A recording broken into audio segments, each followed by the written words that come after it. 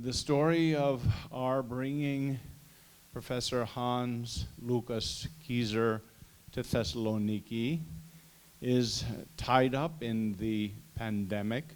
I invited him in the fall of 2019 to come and present his recently published book on Talaat Pasha.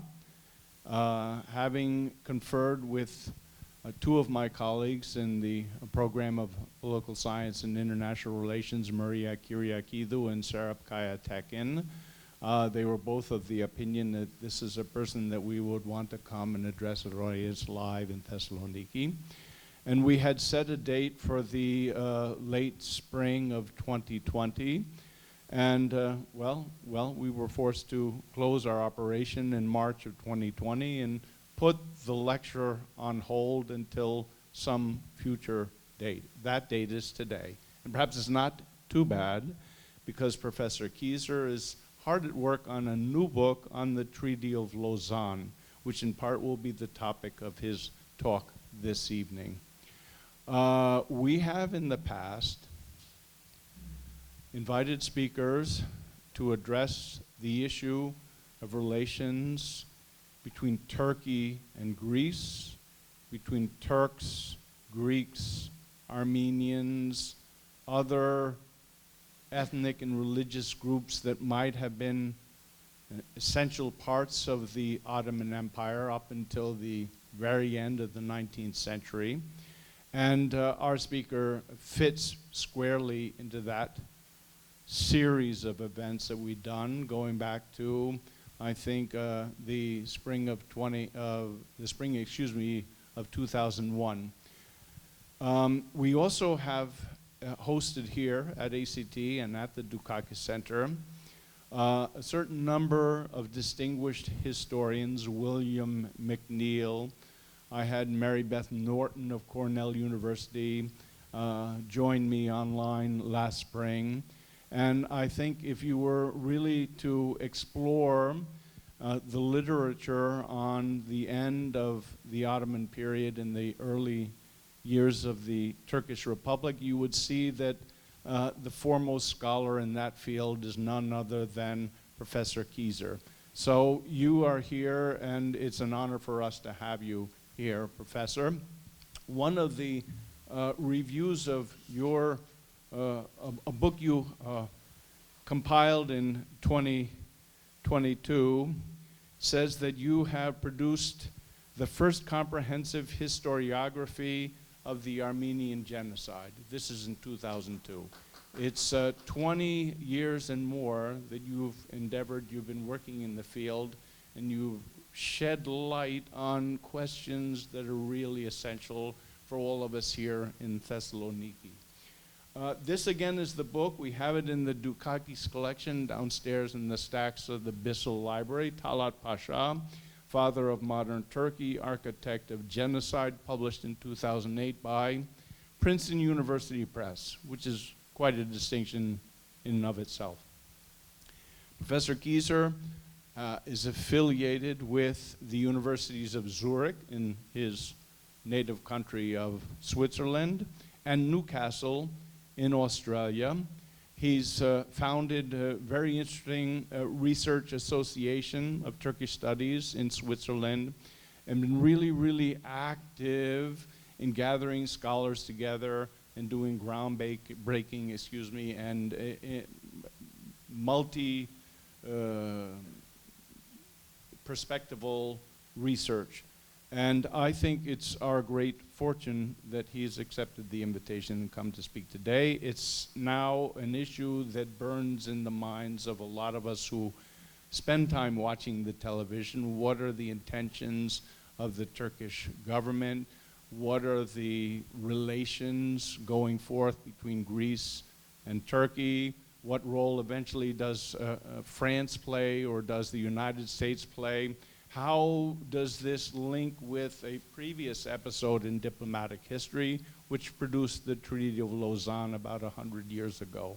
So that's what I have to say about our speaker this evening. Once again, I thank you. If you have difficulty with the lecture itself, We have headsets and a simultaneous translation. It's an ACT alumnus, Michael Weber, who's doing the translating. So just head to the back there and grab a headset if you have some difficulty there. A good number of us are affiliated in one way or another with Anatolia College and ACT, so we will listen to your English with great pleasure. Professor Kieser, the floor is yours.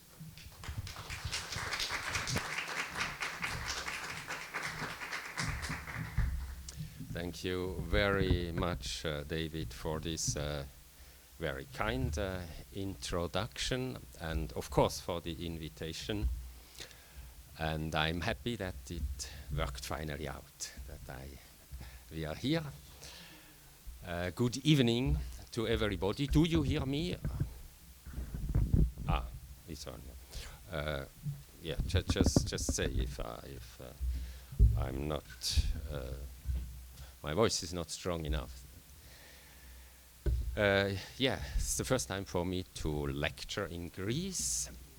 Even if I have some relation to Greece, I learned Greek in gymnasium, and I hiked through Greece 45 years ago, even spoke Greek a little bit for small talk at the time, but I did not use it, I've forgotten it. So our topic this evening is the making of Republican Turkey in the close context of the Lausanne Conference. Shortly before and because of this conference, the then counter-government in Ankara abolished Istanbul's Ottoman Sultanate, and the contracting parties in Lausanne recognized Ankara as Turkey's only legitimate government. The Republic of Turkey was declared 3 months after conclusion of the Lausanne Treaty, of course, also after the ratification in Ankara's National Assembly. And the Caliphate was abolished 4 months later. So you see there is a dense context of let's say, final formation. The Treaty of Lausanne has rightly been called Turkey's birth certificate by international diplomacy. A close look at the conference indeed can teach us a great deal on the defining birth conditions. Presently, we still live in a post-Lausanne age, so to speak, and with a post-Ottoman world and a post-Ottoman Turkey according to the still valid Treaty of Lausanne. That the Republic of Turkey was established via Lausanne is evident after all what I just have said. But why now to assert that this formation must also be understood as a longer process leading from Talaat Pasha to Atatürk, as reads the title of our talk this evening. Thus, as a process from the Young Turks who ruled Imperial Turkey in the 1910s to the ex-Young Turk Kemalists who reorganized the nationalist power center in Ankara after World War defeat. From Talaat Pasha to Atatürk means, all in all, a process of nation-state formation that lasted from the 1910s to the 1930s. I will attempt at explaining why we need to keep in mind the entirety of this formation. If we want to understand the logics of the complex conference that Lausanne was in an age of extremes, that we need to analyze cartels of powers and processes of a leader-centered concentration of power embedded in international interactions in Lausanne, first of all. Currently, the Treaty of Lausanne is on the agenda of many researchers, museums, publications, and public panels. very soon the centenary. But in the first place, the conference itself arouses increased international interest. This interest grew more than 2 decades ago during the ex-Yugoslavia wars with a critical revisiting of the so-called population exchange. Before, diplomacy had appraised for decades that compulsory mass transfer as an efficient, even if brutal, means of conflict resolution. 70 years later only, the fundamental critique of contemporary legal scholars and the concerned people themselves, of course, turned out to be pertinent and politically correct on a higher level now at the end of the 20th century of diplomacy. It was then, at the end of the 20th century, underpinned by anti-genocide legislation and the Geneva Conventions, especially force. Recent progresses in historical sciences are another driver for scholars to come back to the Conference of Lausanne. Progress includes new insights into the end of the Ottoman Empire, the Young Turks or CUP, related but long disregarded genocides, the formation of the Ankara government during continued wars, thus born out of war, and networks of anti-democracy in general. Another topical reason to reassess the conference is, of course, the questioning of the Lausanne borders by various actors. For the circles of the current Turkish president, who recently threatened to invade Greece, Lausanne revisionism is inspired by the Ottoman Empire and, not least, by a maximalist interpretation of the so-called National Pact or Oath, Misaki Milli, of 1920. This revisionism concerns the Aegean, the Dodecanese, Cyprus, northern Syria, and northern Iraq. It is based on the belief that Lausanne was more of an imperial loss and failure than a Turkish success. The Lausanne story has long run as a story of success in Ankara and in Western capitals during the whole 20th century. So this is an opposite reception, of course, by Islamists and pan-Turkists. Lausanne revisionism in Turkey largely refers to the memoirs of Rzanur, Ankara's vice plenipotentiary in Lausanne, so the number 2 of Ankara's delegation. A co-editor in the 1960s of Nur's posthumous memoirs had been Kadir Mısıroğlu, who afterwards authored a book on Lausanne, and this has become a kind of a Bible of Lausanne revisionism in Turkey. It summarizes and bundles resentments, conspiracy theories, suspicions of secret stipulations, and anti-Semitic ideas of Jewish intrigues at and behind the scene of Lausanne. Much of this had already circulated for decades, notably regarding the caliphate or the abolition of the caliphate. Presently, also, many wrongly believe that the Lausanne Treaty becomes void in July 2023. Allegedly, the treaty expires and a new era will start, which is totally fantastic.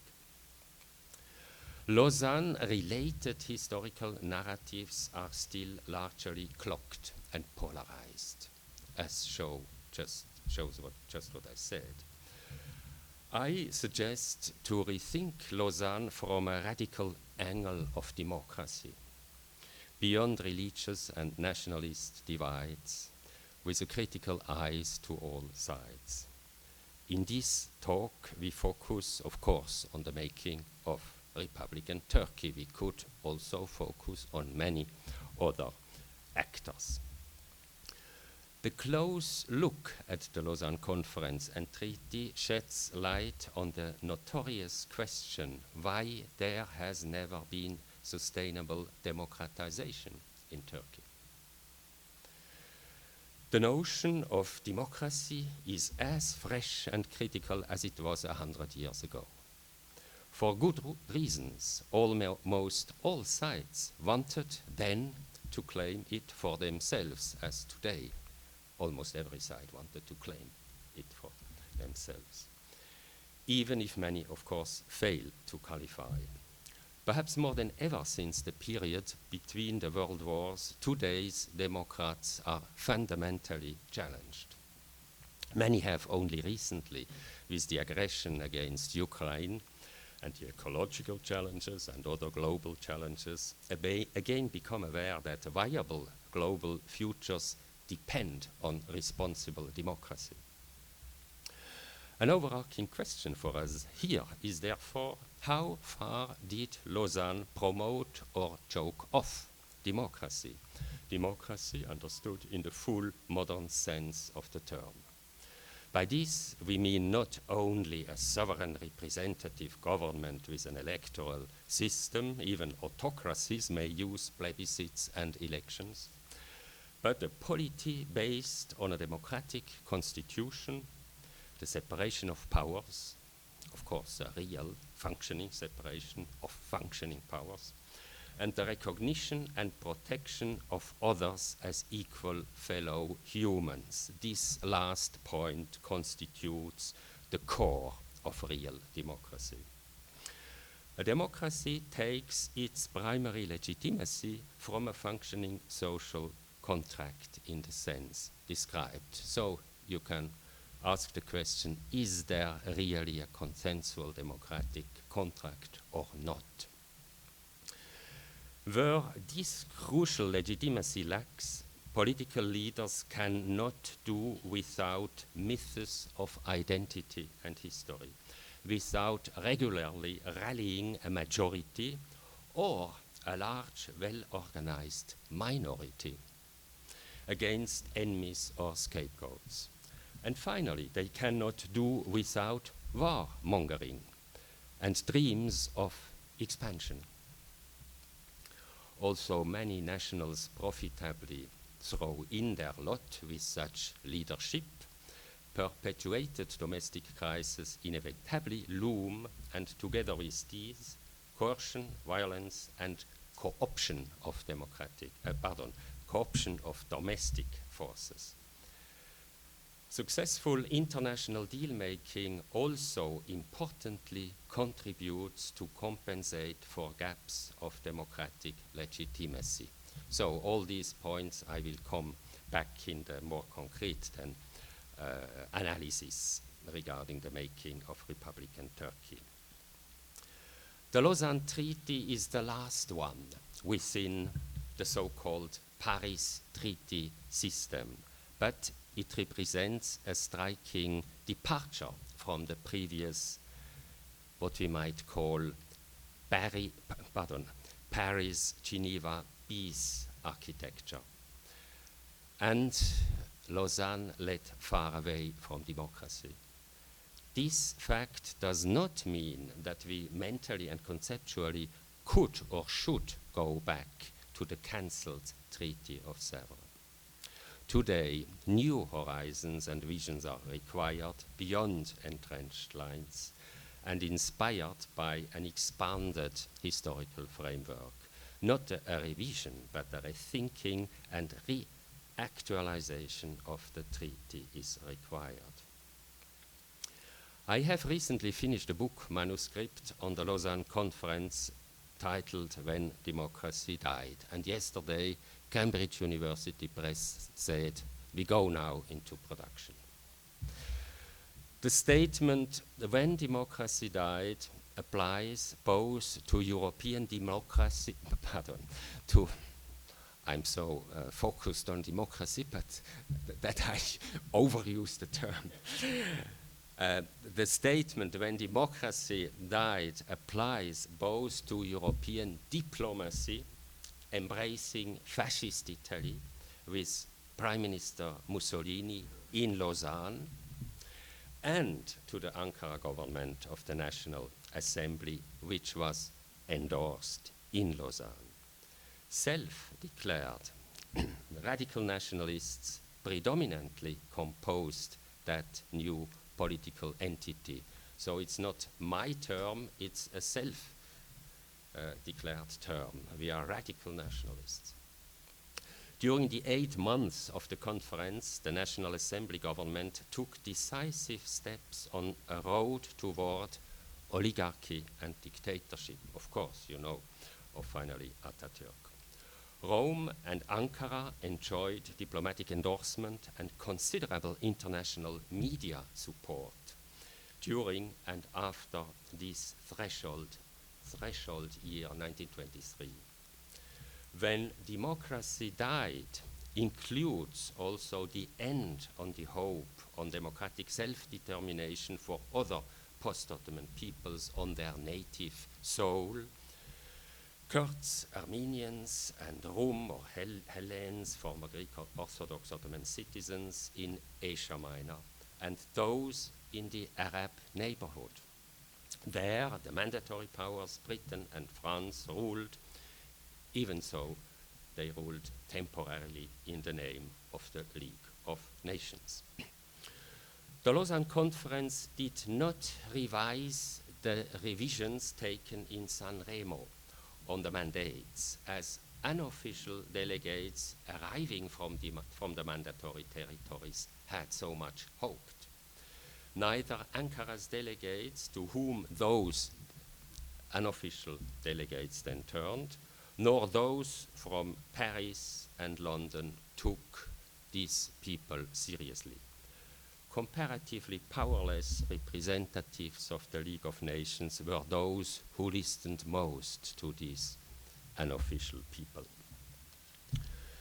The simple and central plot of Lausanne's complex conference was a pact between two aging national empires, Britain and France, aging imperialists, and Ghazi Kemal Atatürk's then prevailing group in Ankara's National Assembly.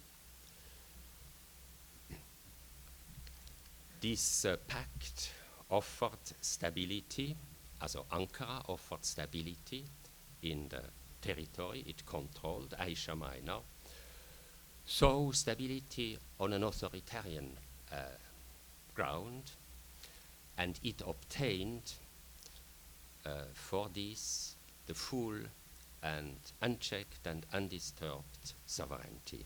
So even the League of Nations was always stopped if it wanted to apply the full system of minority protection when there came petitions from people who had causes, but they were always stopped by high diplomacy.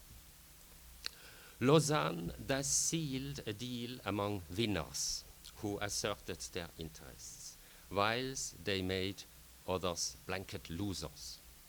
Hitherto crucial principles of the of Geneva's League of Nations, like democracy, rule of law, autonomy, and minority rights, moved completely into the background.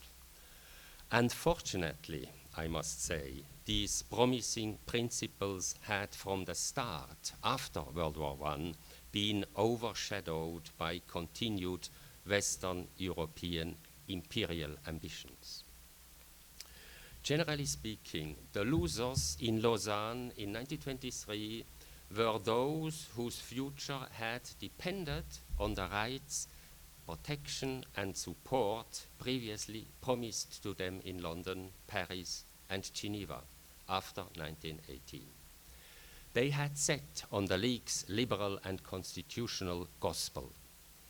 The losers' list is long. It starts with Armenia and Anatolia's Christians generally. It includes the Kurds, whose home regions the treaty divided. It also comprises neighboring Arabs and Iranians, as well as Egyptians and Palestinians, who did not get a seat at the negotiating table, although they all arrived in Lausanne with unofficial delegations and fervent expectations. Greece was a winner of the World War, but the loser in the subsequent wars in Anatolia. Of course, it got a seat at the table in Lausanne. During the conference, she was absorbed with the influx of refugees or so-called exchangees on her territory, and she was busy to reject insistent claims of reparation for war damage by Ankara. No need to say how topical, or say more because we have already touched it, the Lausanne Treaty still is, both in almost daily headlines as well as for non-resolved or still resented basic issues. Still hot and controversial are the Lausanne borders, including Aegean Islands, Mosul, Aleppo, minority and other regulations, the burial of non-Turkish claims to self-determination or autonomy, or a federalization in native Asia Minor, the unequal population transfer, hand in hand with a huge material transfer, the end of the Sultanate Caliphate, and the impunity of genocide and the tabooing of the whole related history. That's Lausanne that made this. No need to insist how incisive Lausanne was for Greece after a catastrophically failed campaign in Asia Minor and the destruction and carnage of Smyrna in September 1922, almost precisely 100 years ago. After all, however, the Lausanne Treaty facilitated recommencement in Greece, supported quite successfully by the League of Nations. More than 1 million people from Asia Minor, mostly Rum or Hellenes, but also Armenians, had to rebuild here an existence. Also, the Lausanne Treaty pretty much ensured peace with the neighbors during the 20th century. It did not found real peace between Greece and Turkey. It well came to a temporary honeymoon and the Balkan Pact in the early 1930s, but serious crises flared up during the second half of the 20th century. And since 2016, the relative peace warranted by the Lausanne Treaty falters. Ankara's Islamist ultra-nationalist coalition, which is ruling since then, has started to publicly question the Lausanne Treaty and to apply bellicose rhetoric, gestures, and actions. Those circles openly desire a greater Turkey expanding beyond the boundaries set by Lausanne.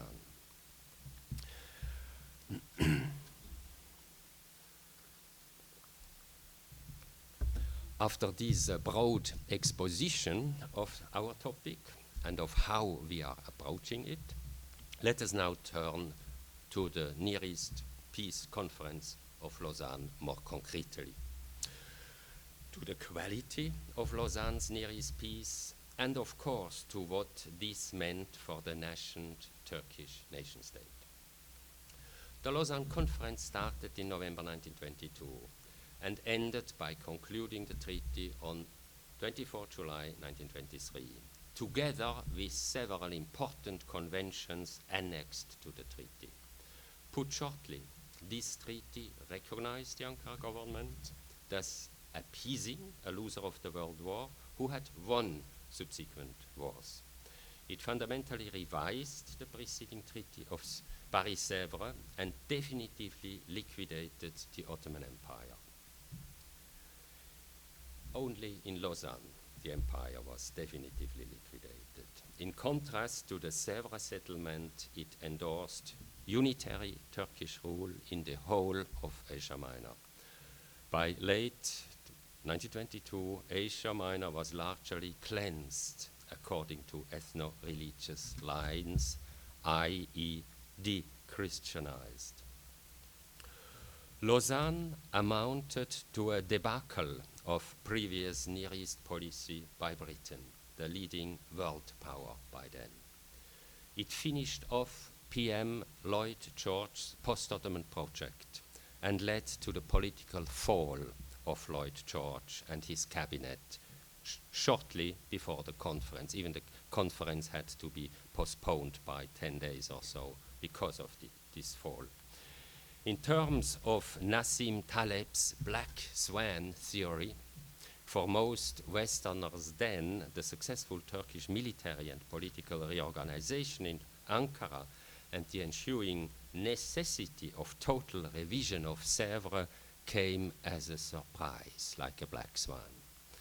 It had the massive historical impact named Lausanne.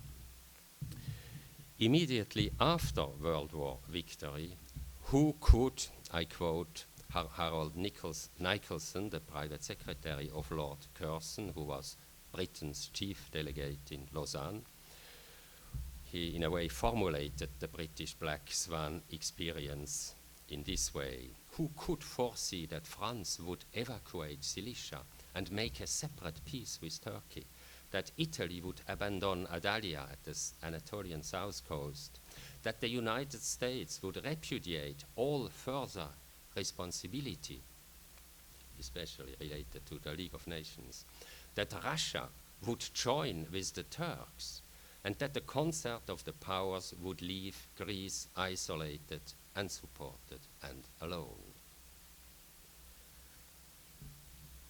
The most incisive convention, of course, that was attached to the Lausanne Treaty was that on the population exchange, signed already in January 1923. This population transfer completed an unmixing which, as I said at the time, was seen as a problem solving by the diplomats. And it was seen as such for decades, and was applied as such for decades, especially in the second half also of the 1940s related to Eastern Europe. How should perpetrators and victims live together without strong supervision and without prosecution of the worst crimes committed during the previous decade in Asia Minor? Very soberly speaking, segregation was inevitable after genocides and crimes against humanity. During the Greek-Turkish War, then also from both sides. Because these were not dealt with in any way by the Lausanne Conference, in contrast to relevant stipulations of the Treaty of Sèvres, that all were cancelled. Sèvres, no doubt, had been a too much punitive, or let's put it this way, a too little far-sighted constructive treaty. Almost all cadres in Ankara and in Ankara's countrywide administration stemmed from the so-called Committee of Union and Progress, or CUP, whose political soul and paramount figure had been Talaat Pasha.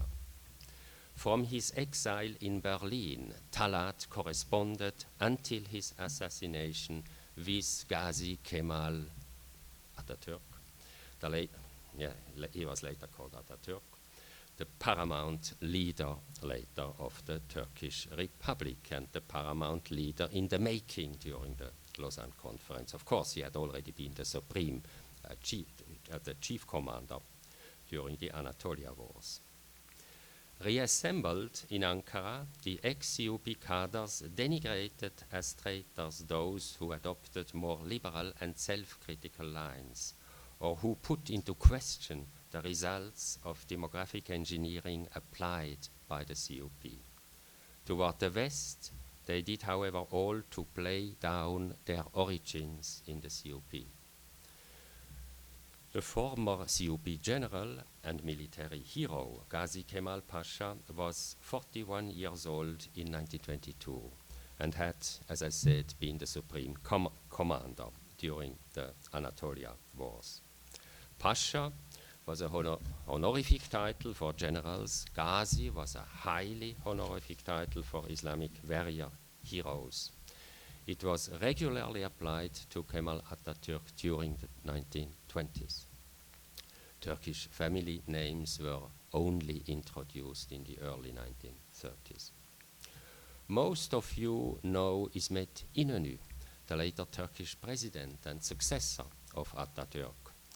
On the eve of the conference in October 1922, Gazi Kemal appointed 38 years old İsmet as foreign minister.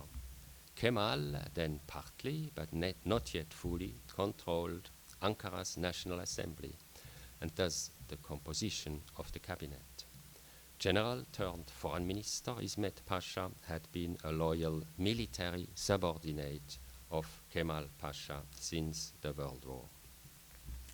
Ankara's delegation in Lausanne was led by İsmet, and, as I already said, the second delegate, Dr. Rza Nur. Nur is much less known in the West because he fell out with Atatürk a few years after Lausanne. But he was an influential co-founder of the Ankara government, where he headed several ministries, so he was much more experienced than İsmet, and older also. He had signed the 1921 Friendship Treaty with the Bolsheviks in Moscow.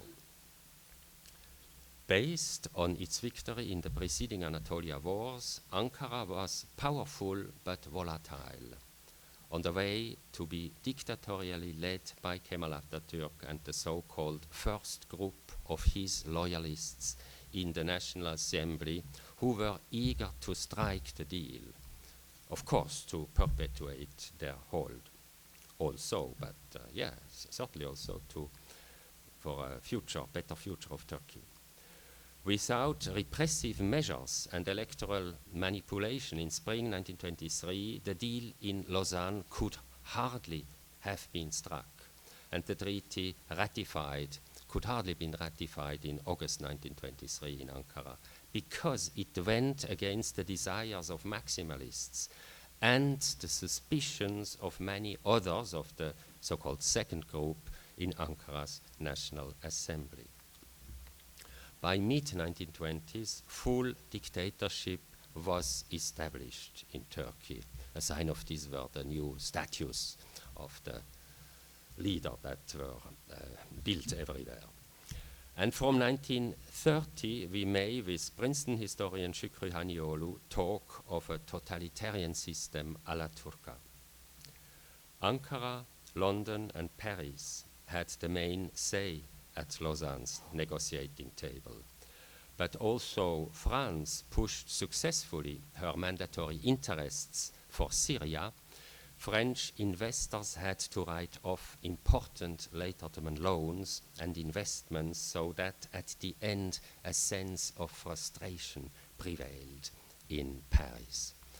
France's early flirt with Ankara since 1921 and its precocious abandonment of the Sèvres settlement and of the Armenians in Cilicia did clearly not pay out for them as they had hoped. The common idea of peace meant for the main powers in Lausanne a smooth rule within their respective domains,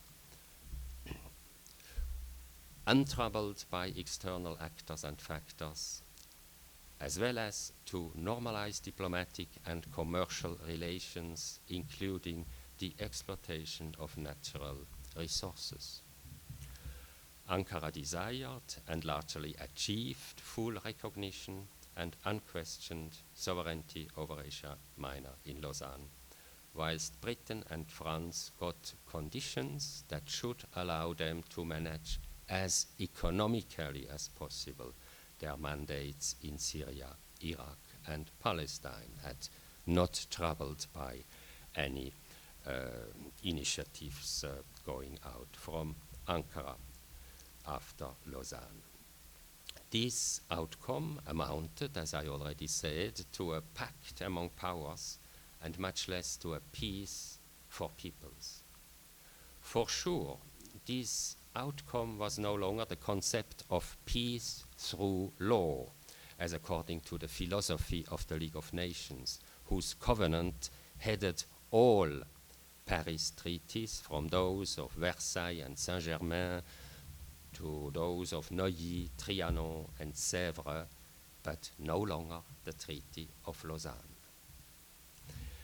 The vision of an emerging universal Paris-Geneva world peace after World War I had been fascinating, but it did not go hand in hand with a honest assessment of the really existing power relations and interests. And it did neither reckon with black swans, nor the racial or culturalist prejudices among the World War victors. The imperial ambitions of these victors did not, or only partly, accord to the requirements of a broad and consensual peace and compromise. Peace through law would have been peace underpinned by domestic rule of law and binding democratic constitutions nationally and internationally. Geneva's League would have been the guardian of a globally evolving democratic peace. We can read this thousandfold by insiders of the League, so they had a very profound credo and belief that one sees much more, not in the high diplomacy, but by those who really worked at the beginning of the 1920s in Geneva. In contrast to all this, Lausanne represents, put bluntly, the breakthrough of fascism and ultranationalism in high diplomacy, and the beginning end of democracy in wide parts of greater interwar Europe. Of course, there was still a road to go, there were hopes of moment, there was Locarno, there were steps that could have led to something better than what came. But still, Lausanne is a very important threshold into the direction where it really went then in Europe. In Lausanne, the Western powers recognized and embraced fascist Italy and ultranationalist Ankara. They faced and endorsed new facts established by extreme violence. They abandoned the initial peace project based on law, democratic self-determination, and conflict mediation by the League. Most telling is an action by Mussolini immediately after the Treaty of Lausanne. On 30 August 1923, he sent a squadron to the Greek island of Corfu that bombarded the citadel in which Armenian refugees were housed, killed 16 children that occupied the island, killed 16 children, and the squadron then occupied the island of Corfu. The pretext for this was the murder 3 days earlier of 3 Italian members of an inter-allied commission sent to delimitate the exact border between Albania and Greece. The issue was and remained, as far as I know, an unsolved ambush by gunmen. Subsequently, the Greek government appealed in accordance with what was meant to be the League's mechanism of conflict resolution, as according to Covenant Article 11. I quote, "Any war or threat of war was a matter of concern to the whole League, and the League shall take any action that may deemed wise and effectual to safeguard the peace of nations." But the crisis was solved not by the League as it should, as according to the Covenant, but by a pre-1914 style conference of ambassadors that blamed and heavily fined Greece, the weaker part in this conflict with fascist Italy. So that is 1923, and Lausanne is very visibly the abandonment of the Covenant, because it simply does no longer figure in this last treaty of the series of treaties after World War I. So you cannot see the situation more clearly than by this fact. With Lausanne, a new kind of interwar realpolitik had begun to reign at full steam. The Lausanne Conference gave definitively up not on the League of Nations itself, but on the League's project, on the League's political project, on a project of democratic peace and effective conflict mediation. As a precious pioneer for international collaboration and expertise, and thus for the subsequent UN, the League continued into the 1930s, and many League members then became also officials of the UN.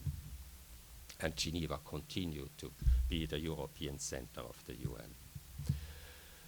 The manifest gap between the reality and the universal principles professed in Paris and Geneva had, with some right, early on, since 1919, given ample room for actors with competing visions and ambitions, or simply with different self-interests. Sure enough, the overall legitimacy of these opposing actors was not better than that of the victorious Western powers. The gap between their ideals and their power-related constraints or choices was not smaller than in the case of those promoting the Paris-Geneva peace, including Sèvres. The Bolsheviks, in particular, who ruled in Russia since the October Revolution, exploited with vigor the contradiction of this Paris-Geneva peace, especially the shortcomings of the treaties of Versailles and Sèvres. They stirred up rejection, revolution, and war against these settlements and the promoters behind them. Lenin frontally and very explicitly attacked the League. Also, Russia at the same time was greatly benefiting from the League's humanitarian help and from League mediation during Russia's civil war and famine. Labeled anti-imperialist, the Bolshevik strategy of revolution failed in the case of the early Weimar Republic and Western Europe. Why it turned in 1920 to the so-called peoples of the East. It succeeded to a certain degree in the case of the Turkish nationalists. For Ankara's wars in Anatolia from 1920 to 22, Bolshevik support was critical. In 1919, Talaat and Enver Pasha had prepared Turkish Bolshevik collaboration in talks with Karl Radek, Lenin's unofficial envoy in Berlin, and Radek was already the companion of Lenin in Zurich during the World War.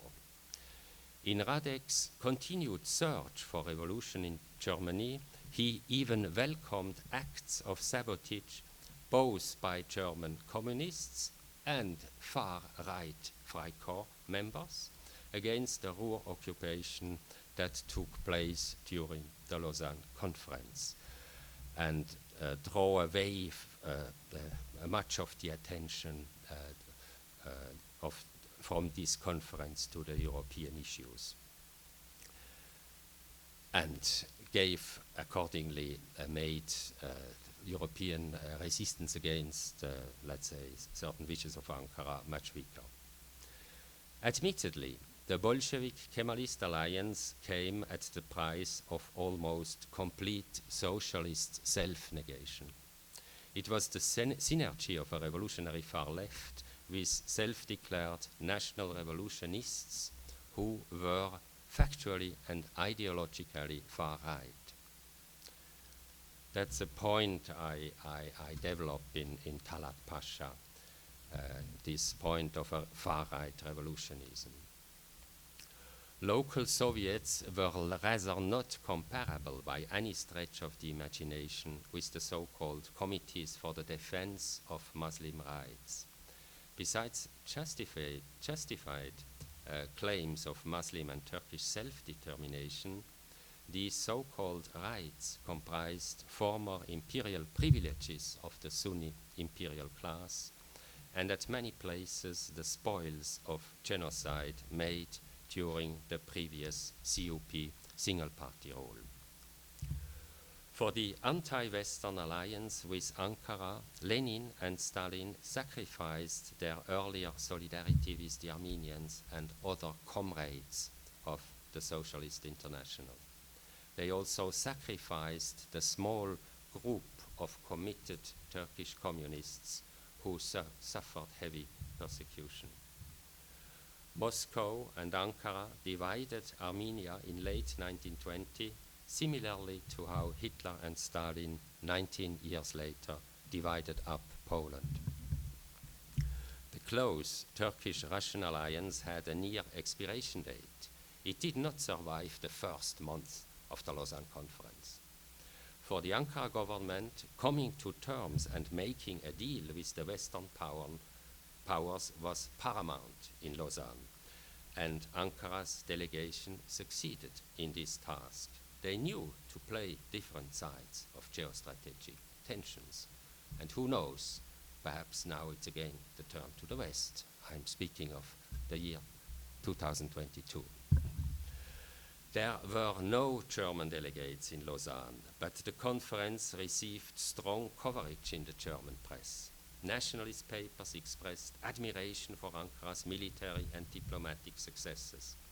German-Israeli historian Stefan Irich's recent research has clarified that the early Nazis took Ankara much more as a role model than only nascent fascist Rome. They were greenhorns compared to Ankara. Victory in the Turkish nationalist war for Anatolia had enforced the road from Sèvres to Lausanne. The German press was aware of this fact and of the nature of that war. It understood what historian Jay Winter calls the civilianization of collective violence. That is, the combination of army warfare and extermination or expulsion of civilians. In our case, of populations that the ruling ideology labeled alien bodies, because Oriental Christian and partly backed by Western powers. The Asian Kämpfer, meaning German soldiers fighting in Ottoman Turkey, a few of them also after the World War for Ankara, knew the continuities with CUP policies after 1918. In the words of Asian Kämpfer Hans Tröbst, an author close to Hitler and the early Nazis who fought with the Kemalists had arrived, I quote him, to set in Lausanne the keystone on the proud building of an ethnically purified and renewed Turkey. And the Germans waited with consuming ardor for a savior like Mustafa Kemal.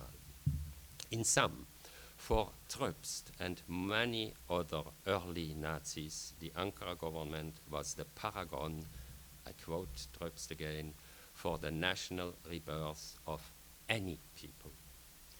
With good reasons, and an eye turned to the Western powers, leading Kemalists did later, of course, not like to be publicly declared as an example for Nazis. Still, Mahmoud Bozkurt, who was twice a minister in the 1920s, affirmed in his book on Atatürk Revolution, that's the title, Atatürk Ihtilale. He affirmed, I quote him, National Socialism as nothing else than a variant of Kemalism. And he expressed his belief that, quotation, Hitler took Atatürk as his model.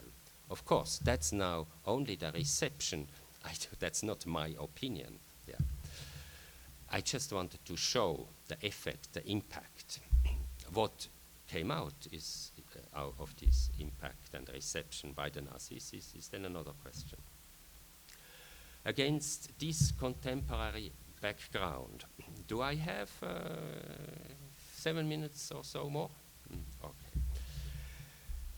Against this contemporary background and other proofs from the 20th century, we can or must speak of a powerful Lausanne paradigm that gave credit to authoritarian leaders, to violent social Darwinist politics, and to ideas of strong nation states that had to be purified along racial and religious lines.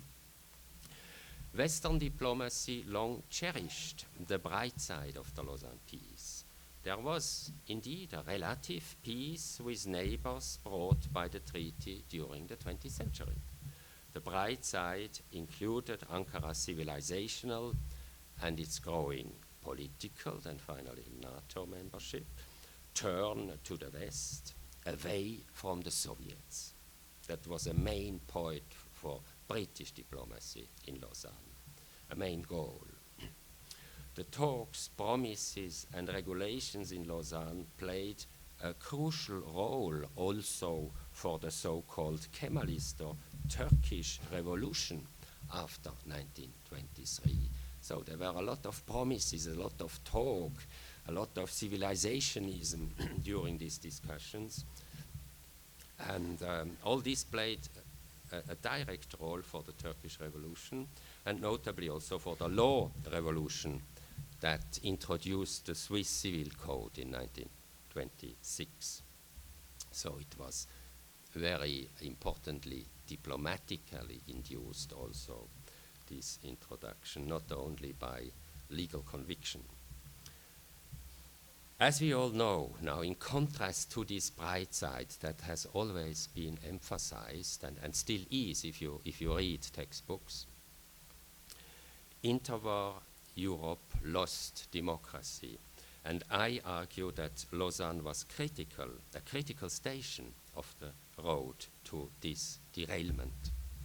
I have underlined that this last treaty of the Paris system established the non-democratic, thus highly problematic character of the post-Ottoman space, and that this then radiated far beyond the Middle East. The contracting parties in Lausanne simply pursued other priorities than democracy.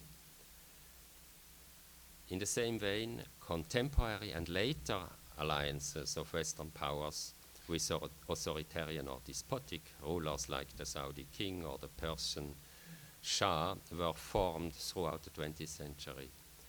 Democratic considerations and human rights remained permanently pushed to the back, also after the Second World War and the restart after the Second World War. And fundamental conflicts remained disregarded and thus perpetuated. Kurdish conflict is one of the most prominent.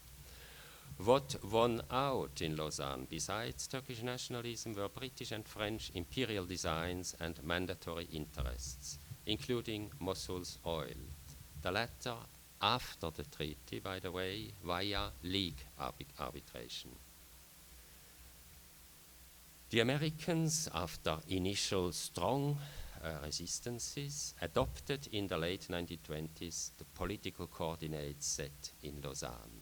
So they elaborated and even signed, just a few days after the signing of the Lausanne Treaty, also in Switzerland, an American Lausanne Treaty, which was very close to the main Lausanne Treaty, but they could never ratify it in the States. The resistance was too strong, but de facto, then with several agreements, they completely absorbed the Lausanne coordinates. So there, at the end of the 20s, there was no difference between the Americans and the Western national empires in this with respect to Turkey.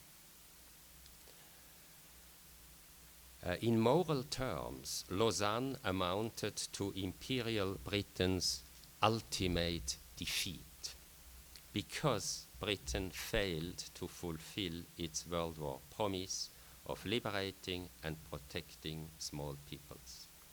Notably, American historian Michel Chuzan has elaborated on this crucial aspect.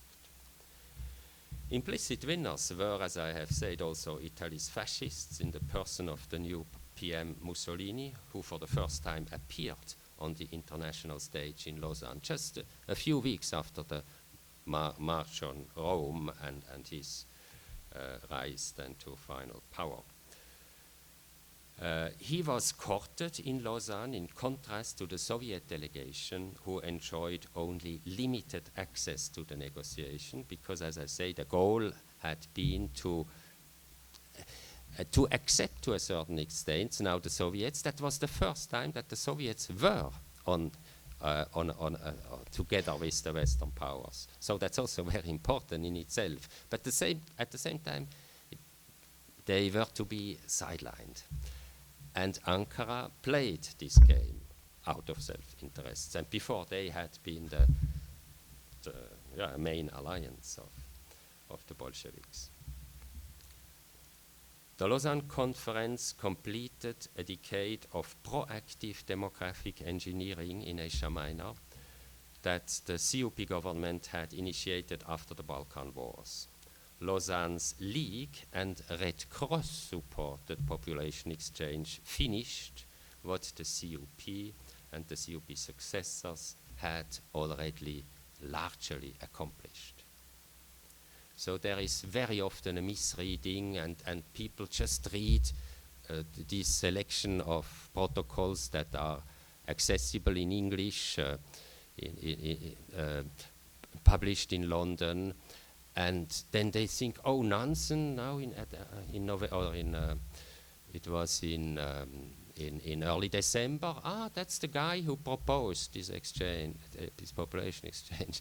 If one just only looks at this passage, one could falsely think that so. One needs to know the story before and tend to see that Nansen, who was the High Commissary for the Refugees, had talk in Istanbul with the representative of the Ankara government, who said him very clearly, we want a total and compulsory population exchange, so all Christians should leave Turkey, even including the Armenians at that time.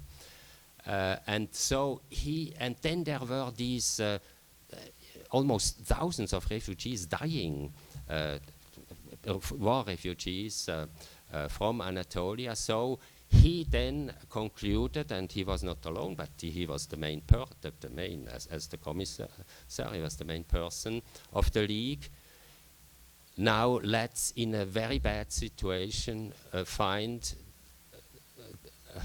the least bad solution. And the least bad solution was population exchange, that at least there was some place in Greece to be left by Muslims for the much bigger number of people coming to Greece.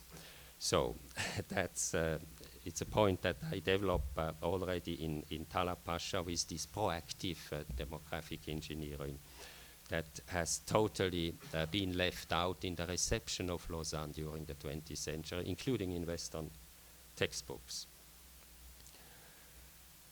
Hand in hand with this exchange of populations, as it was called, a humanitarianism of a new dimension compensated, as it were, for the loss of democracy and the loss of robust human rights that had inspired the League's initial but failed political project. Related to this failure, we must emphasize the critical elephant in the room in Lausanne. This was all issues concerning the Armenians, the people most targeted by social engineering, mass violence, and discriminatory speech during the previous decade.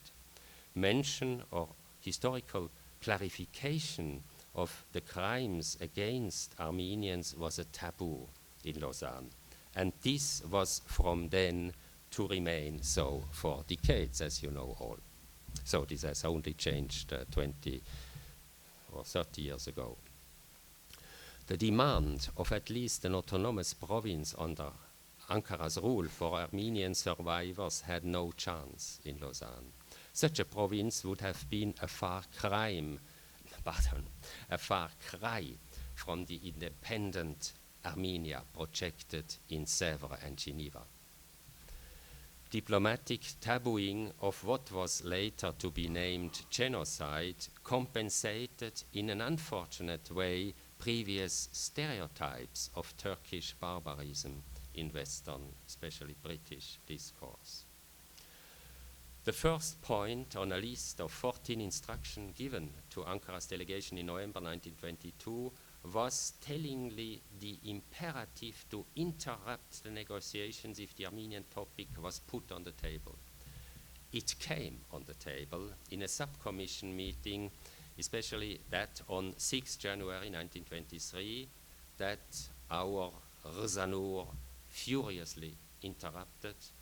He noisily left the room with his team, and he did this in full consent with Ismet, as we can read in Ismet's memoirs. In its successful attempt to prevent the conference from rediscussing extermination and expropriation of Ottoman Christians, especially of Armenians, Ankara's delegation exclusively stressed destructive acts by the Greek army in 1920-22. As we all know, this and similar blame games flared again up in the long and still continuing aftermath of the Lausanne Conference.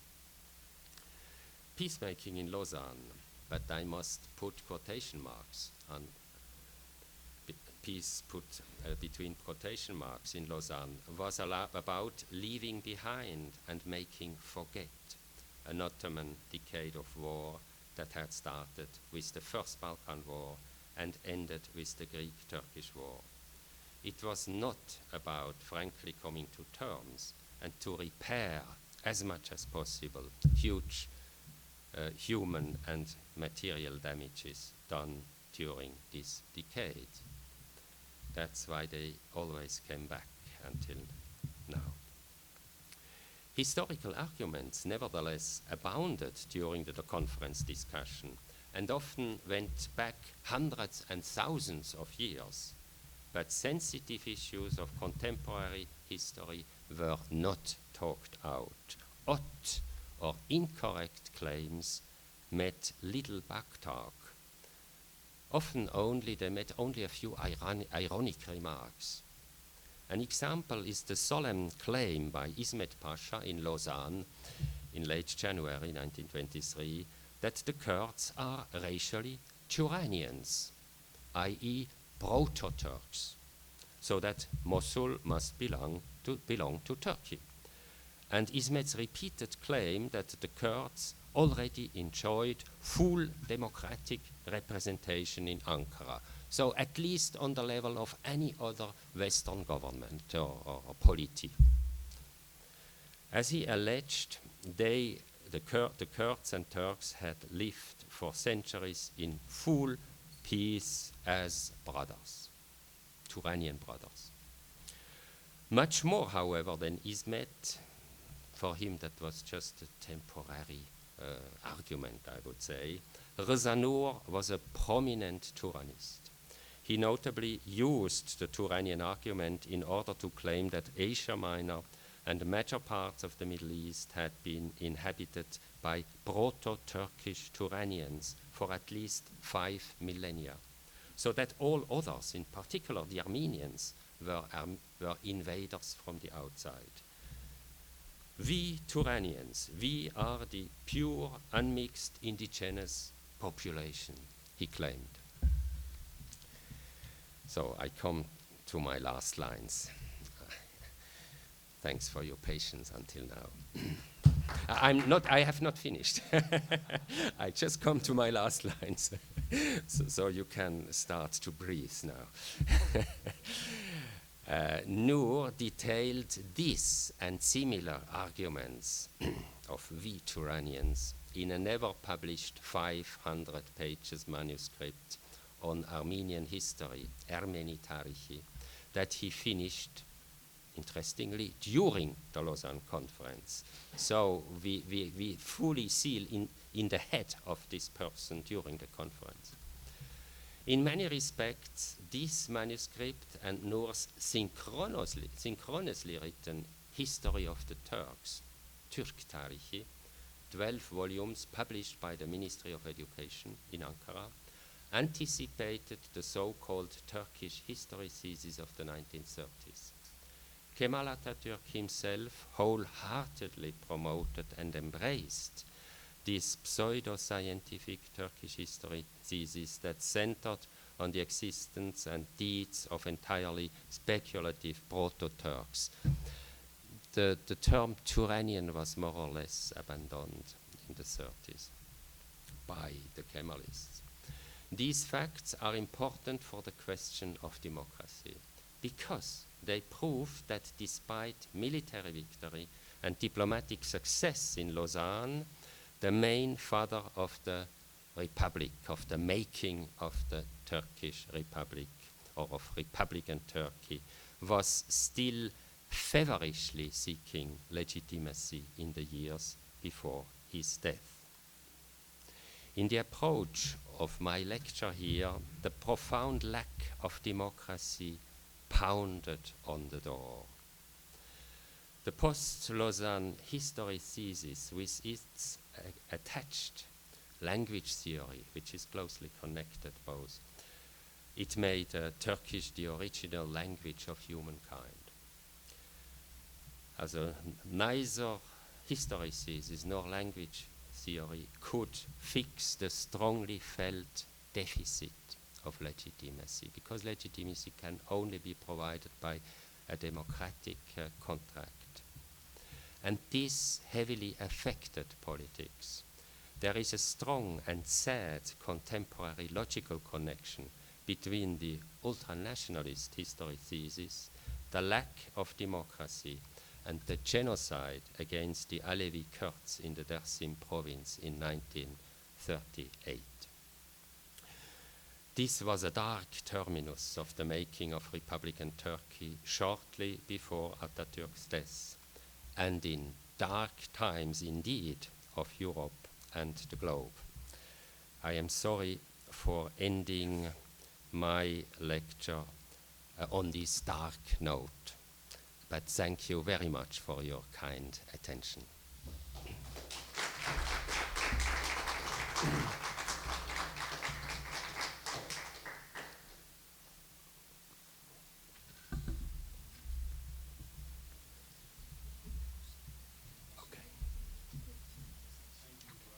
Professor Kieser, for that comprehensive lecture.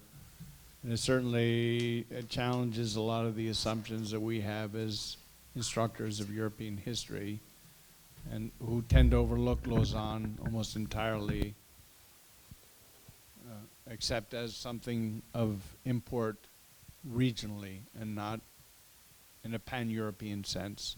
I have several questions, but I think we'll open the floor to your questions, and perhaps we'd turn to one of our instructors at ACT, Dr. Kayatek, and if she had a question. Otherwise, my intern, Chrissy, will bring the microphone around, and we could avoid pontification and just ask questions and then see what sort of engagement we can generate as a result. So Chrissy will bring the microphone if you had a question.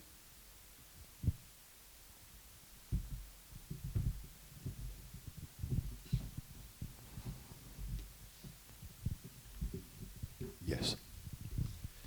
Thank you very much for your lecture. I find it fascinating with some very interesting insights.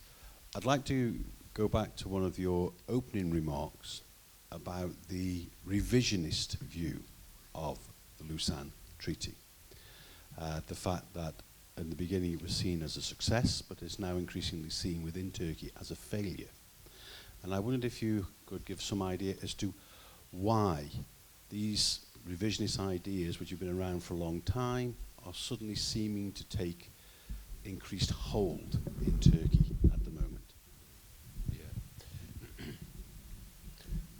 Also, this has a lot to do with this turning point of the early 2000s, when the AKP government came to power, with people that first looked quite liberal, but in the person of the today's president, but many others came from an Islamist background, partly also from a far-right nationalist background. And for these circles, as I shortly mentioned, the reading of Rezanour's memoirs, who in part ferociously attacks the Kemalist and Mustafa Kemal Atatürk himself, who also he identifies largely with the Lausanne Treaty and puts himself as the main hero of all what they succeeded to do there. Also mentioned points that he saw as failures. So that they lost Mosul, and that they did not, they could not attach also Iskenderun. So he wrote the memoirs before then Atatürk, in fact, got Iskenderun. So in a kind of a not so legitimate League of Nations, partly supported referendum. So so those who then, firstly were to which these attack on Kemalism very much appealed, and who found themselves in a way confirmed. Finally, Nihayet, there was someone who so strongly and beyond the belt partly attacked Kemalism. Now they had also strong points on this issue, which for the Islamists, Lausanne was always a very painful treaty, because Muslims, so not particularly Islamist Muslims, but Muslims generally, from Egypt to India, or what is now Pakistan especially, but the Indian Muslims, they had identified with the wars with the Muslims during the wars in Anatolia, and they felt betrayal. Still, they admired the success and the power of Ankara, but they felt at the same time betrayed. And so, yes, with the AKP, with today's president in particular, exactly these circles came in Ankara to power. And so these, and as Rezanour, and the editor of Rezanour, which is Messerolo, who, I think I said it, who then wrote this Lausanne, Ça a fermi hesimetmi, is it a victory or is it a debacle? And Erdogan very much admired also Messerolo. He even went to his to the hospital before the death of Messerolo in 2019. So there is a photo that has been published of him together with Messerolo. But it's clear that already before, 50 years earlier almost, they completely identified with those kinds of thoughts. So it's by no means astonishing, especially if we add the problem of democracy. Because first they wanted, still even in the early 2010s, now for the first time elaborate on a consensual constitution. So what I call here as a constitution is nothing else than such a constitution than a codified democratic contract or social contract. So they seemed eager, but that's the problem. One seems eager and goes to a certain point, but not to the end. So after these projects in their eyes had failed, the democratic project, they needed all the rest, what I mentioned here. So they need to appeal to a nationalist, Islamist public, They need war also at a certain point, as we have seen, war came, because it does not rest in itself. The polity, the society cannot stand in itself. It needs these movements, and it's just in very sober analysis, it is how the Republic was born, out of war, not out of a social contract. You can say this is a social contract. Okay, one can call it like this, but my point is the democratic social contract, of course, including all the modern aspects of a democratic social contract. So it is in this. So in many respects, it's a going back, even a willing going back to a time before Lausanne. And even you can find quite a lot of passages in Erdogan's speeches where he says we are now finishing, or we live in a way in that unfinished work of World War I. So it's the mental world, not only of himself, is very much that of that world which Lausanne terminated in a way of a debacle, to put it sharply. So yeah, it's not at all surprising that Lausanne is so much a topic. Yeah.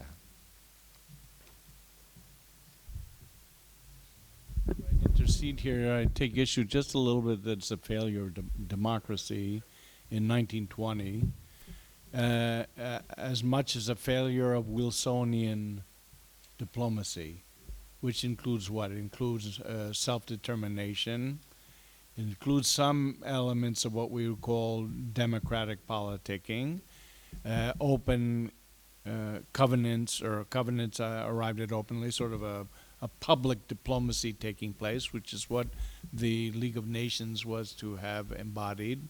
Can you speak to that a little bit? Because it's really the principles of Wilsonianism which fail, and not only in Lausanne, however, they fail just about everywhere else, including in the United States, where the Treaty of Versailles is not ratified. You mentioned also the failure to ratify the Treaty of Lausanne a little bit later. Yeah. Also, this often this is understood as the American absence in this new project of what I have called the Paris-Geneva peace, because often one forgets the League and Geneva, understandably to a certain extent, if one looks at it only in terms of power and of the states. Yes, so in this respect, one can say that decision or the turning point was earlier. One can also combine it with the developments in the Middle East and the Caucasus. That is, and I do this in my book also, as in the book manuscript, strongly, the failure to promote Armenia, even if it would have been not in the full borders, in the full Wilson borders, but that the complete failure to at least maintain an Armenia that could have become a democratic Armenia. But in nuclear there were some democratic elements there, as in other Caucasian republics that all then came to an end. This failure, also this very clear real historical failure that then also led to this division of what had been meant to be Armenia, as according to Wilson. This was already a very clear sign that Wilsonianism that would have given, as according to the League, so that was largely identical anyway. Wilson was a very important promoter of the League, but not the only one, that's important to say. So there was already the failure there, very strongly and very importantly, but Lausanne is, in a way, if you want to say, the ultimate failure of the political project. It's not to say it was the ultimate failure of the League, because in many respects the League successfully built up international institutions and so on. So very important that most of them became UN institutions. So it's not that, it's the political project that died. Before it got very deep wounds, if you want, especially with America not participating, but it really died as the political project in Lausanne. Anyone else wish to? Yes, there's a gentleman in the back with his hands up. Chrissy? Hello. Thank you, Professor, for your presentation. I would like to ask a question. I mean, there is something that I don't understand. The Lausanne Convention purpose was the democratization of the parties that were participating. As far as I know, the Lausanne Convention was aiming at ending a conflict.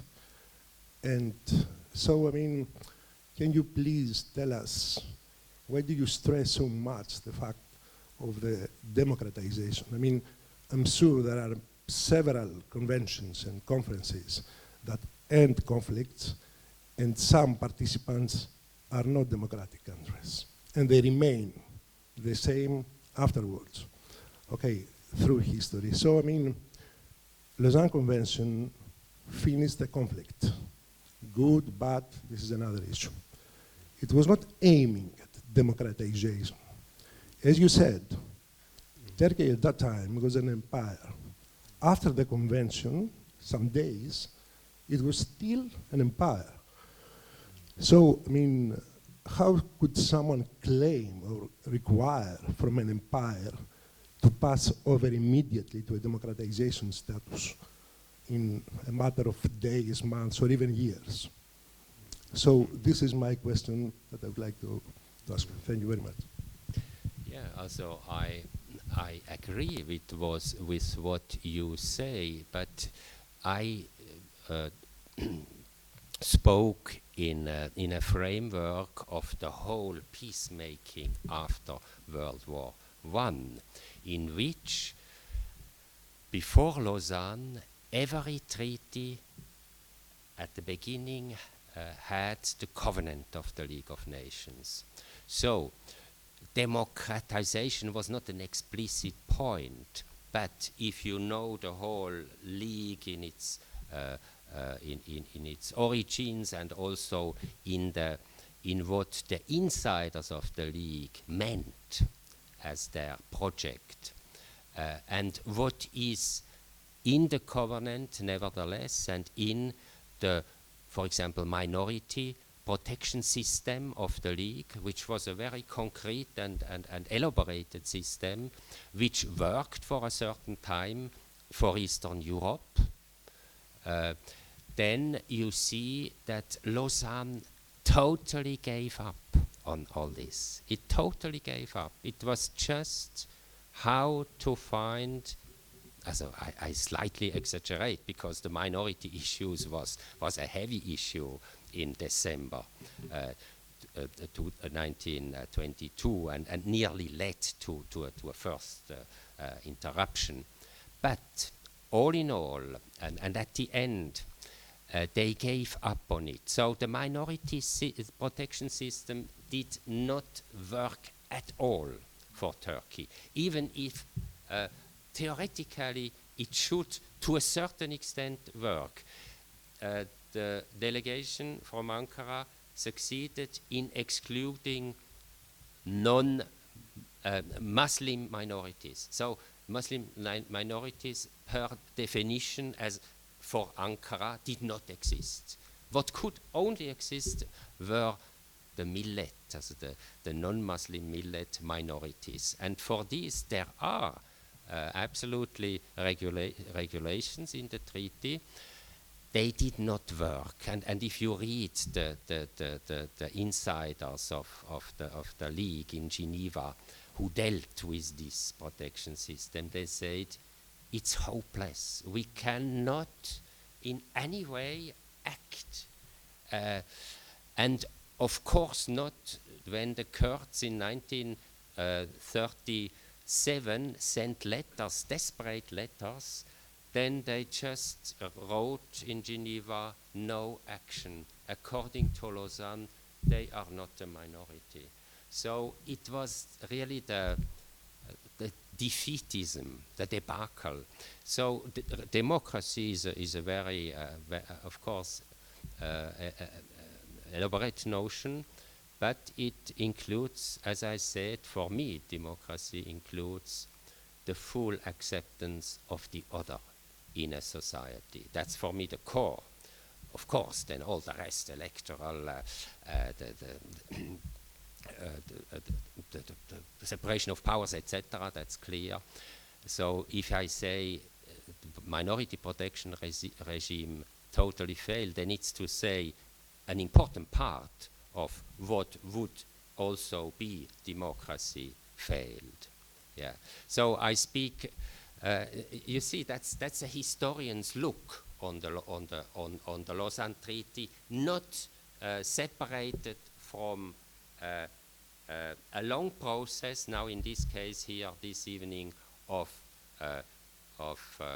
the making of a Turkish nation state, because that's in the title of my speech, and especially in the framework of the treaties after the First World War, which of course wanted to build up a world that would not go to war again. And they believed, you say they completely failed, and you are right.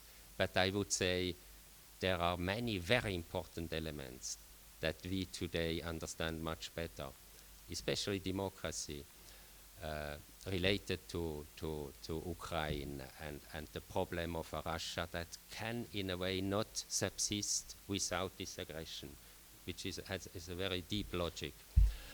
So it is exactly what you say.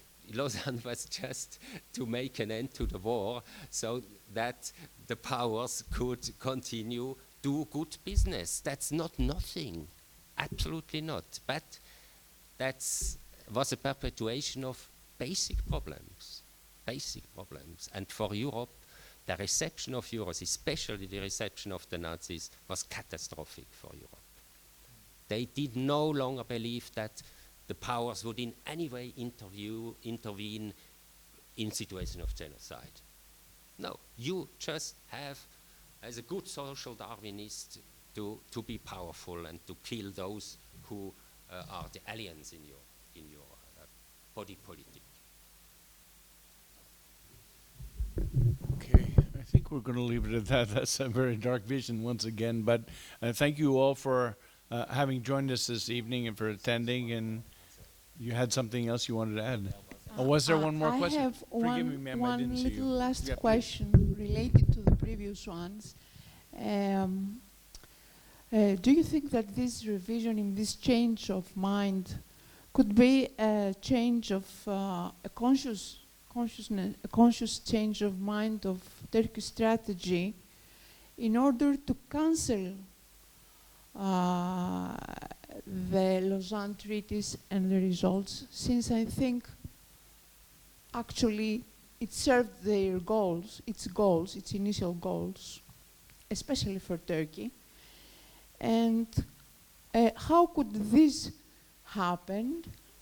And what would be the effect in case of Greece going to, let's say, an international court concerning judgments on national issues between Greece and Turkey? Yeah, also there is a kind of a grand strategy going towards more expansion. That is true. We see it in Libya, Syria, the Caucasus, in Iraq, many, and even also in farther to the south with military bases. At the same time, there is a lot of noise, of nationalist noise for the domestic public. So one has to see both and to look always very closely. But now your question, that in a way, what should or what can Greece do, or is there the treaty is valid, and I would say with the invasion in Ukraine, the sensibility for the transgression of borders, which are borders according to international law, has risen. So, and Turkey is not a great power. Also, Turkey is a power, not a great, it's a medium power. So it could in no way do something against a more or less common will of the international community of a Western led now, also of this part, because it's difficult to speak of an international community, as we see it is partly broken, but still there is, let's say the West in this case, those who have to still stand up for Lausanne as a valid treaty. All others are no longer valid. All others perish. The treaties because of the Second World War that they were superseded by other treaties. So I would say yes, Greece has a very strong point in pushing international negotiation and insistence. At the same time, the other very important point is that, of course, one has to, as I said at the beginning of my speech, to rethink and actualize certain issues that are related to Lausanne. Also, that the so sensitive issue of the demilitarized islands, as according to Lausanne, but which are militarized since the Second World War for good reasons. So it's always a little bit more complex than, let's say, the paper shows it, because the Turkish side insists on the demilitarization. That's in a way the Troja horse to get into revision. But one should not be, ne faut pas être dupe. What's that in English?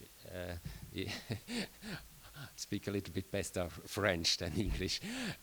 Yes, one needs to face also the complex situations. So one will never accept such a way of thinking, but one will and one must accept to talk on these issues, and of course other issues like natural resources. And a changed, a very much changed now context. So one has to rediscuss. So there is a lot of need of good political communication. And Greece has all interest. And as far as I see, also readiness to do this. But at the same time must be absolutely ready for what we see, how imperially biased rulers can act.